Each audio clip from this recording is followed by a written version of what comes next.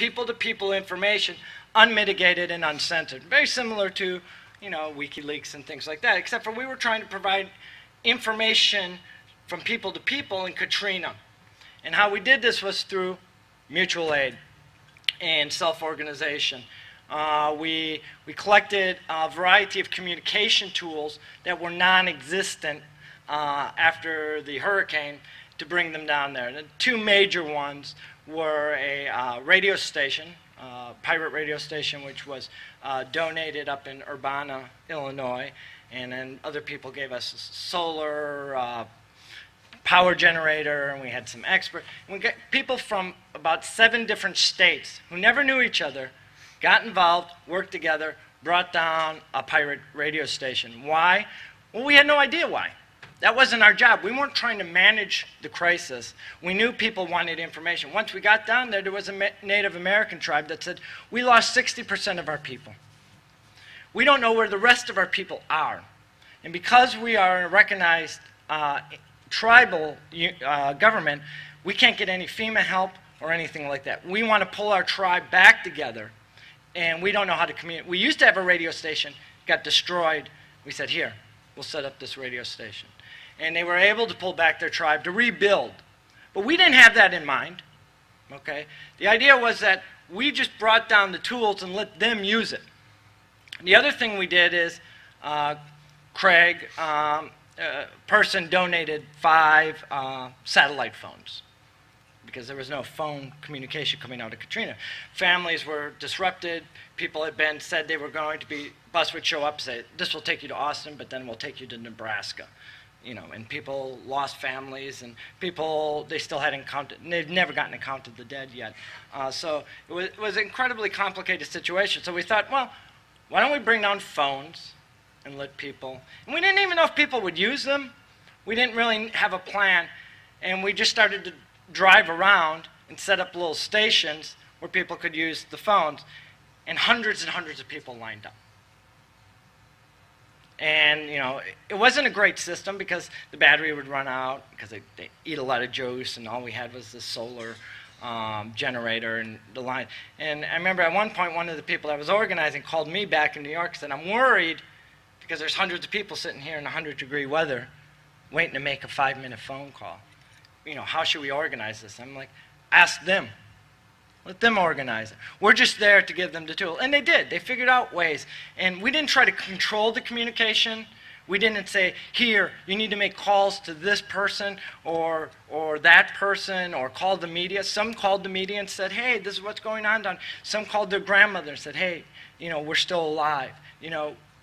That is the kind of tools that we were looking to build, which were totally not managed, but flexible and allowed and promoted self-organization. You should know that the National Guard and the FEMA officials attempted at every time to stop us from doing that. And when this little mobile satellite phone thing came up, the Red Cross said, oh, that would be great. Why don't you bring it to the Superdome so people can call and let people know? And when they showed up there, they were turned away and said there was no need for that help. And they were not allowed to provide something as simple, something we take for granted every day until it's taken away from us, being able to communicate back and forth. Phones, which leads us to the phone freaks, ham radio people pushing phone calls in squad brigades. Phones are an important wireless kind of form of communication. On the thing on the left is a Aries 10.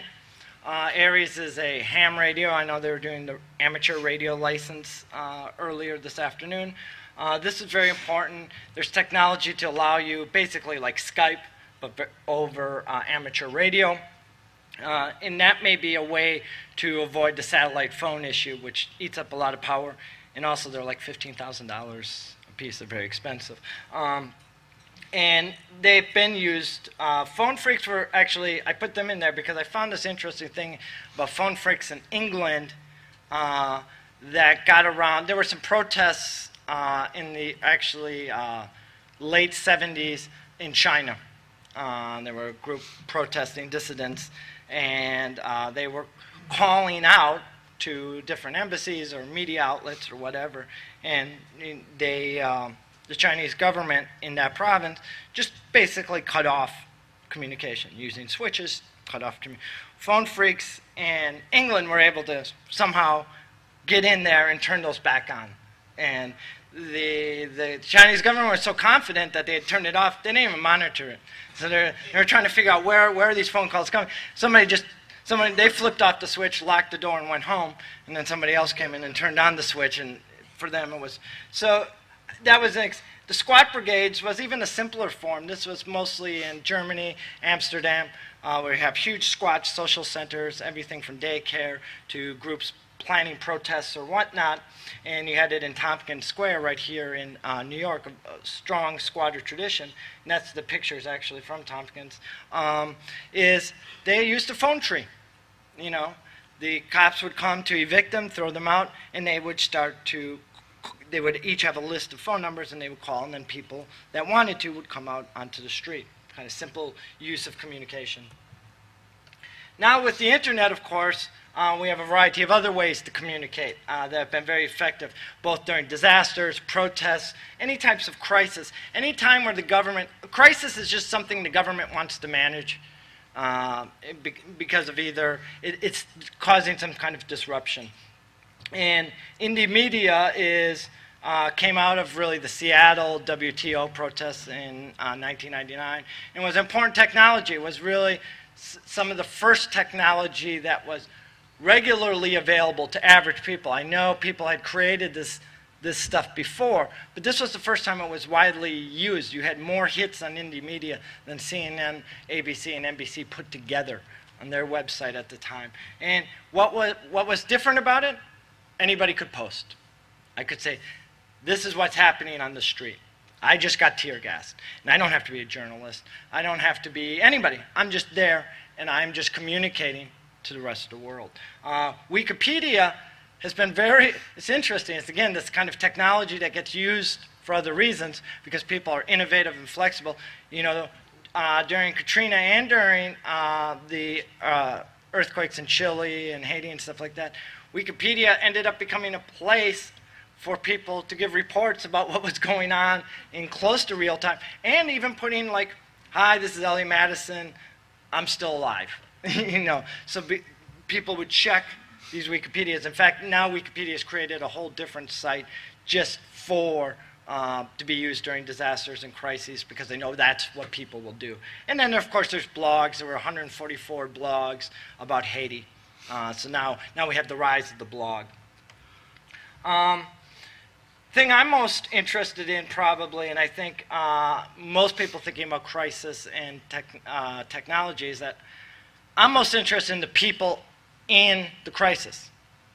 And the problem there is often whether you're in a protest or whether you're trying to pick your way through a hurricane, you're not going to have your laptop or your desktop or your office computer.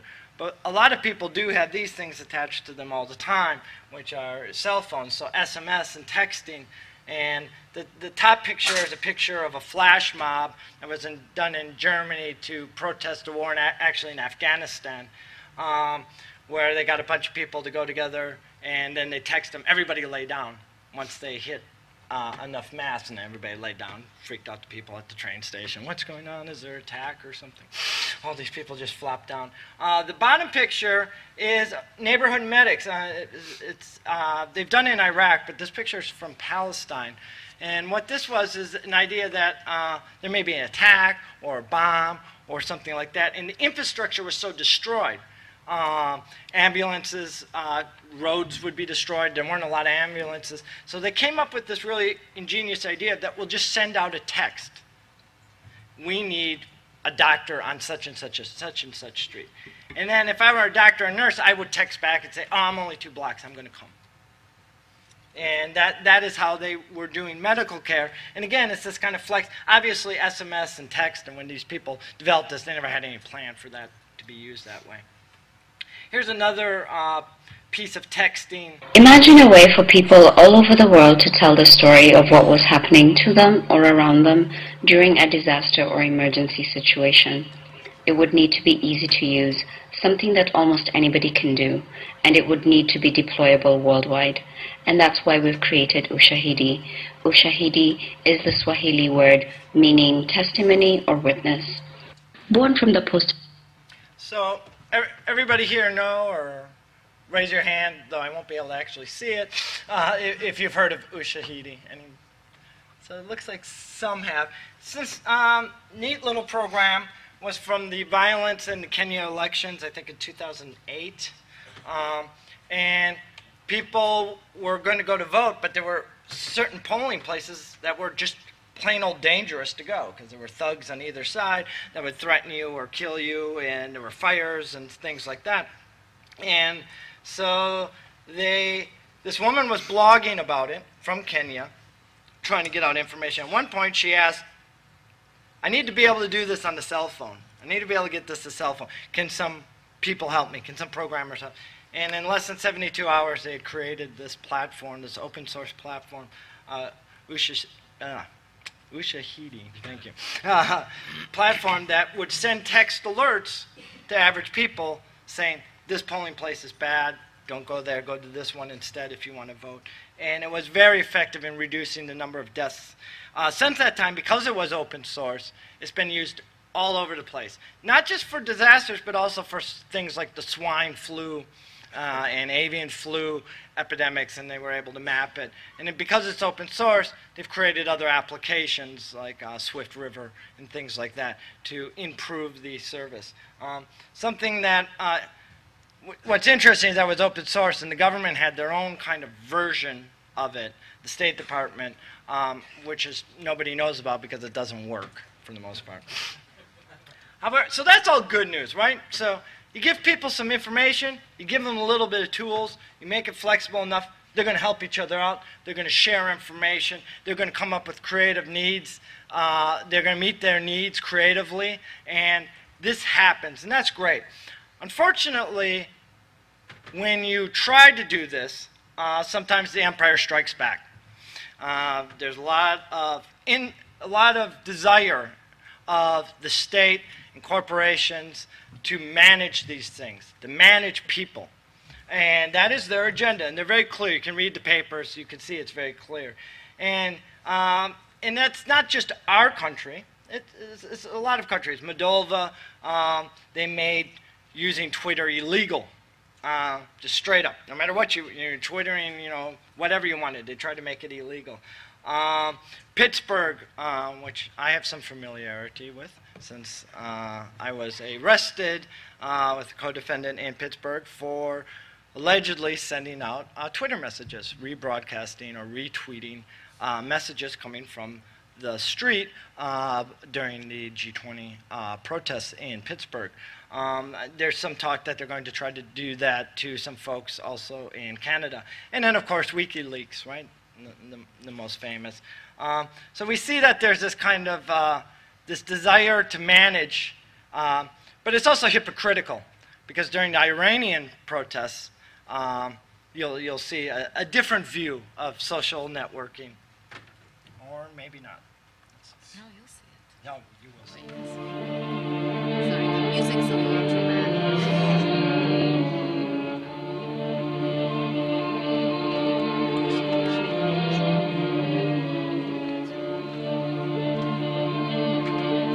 Has Twitter become the CNN of the masses?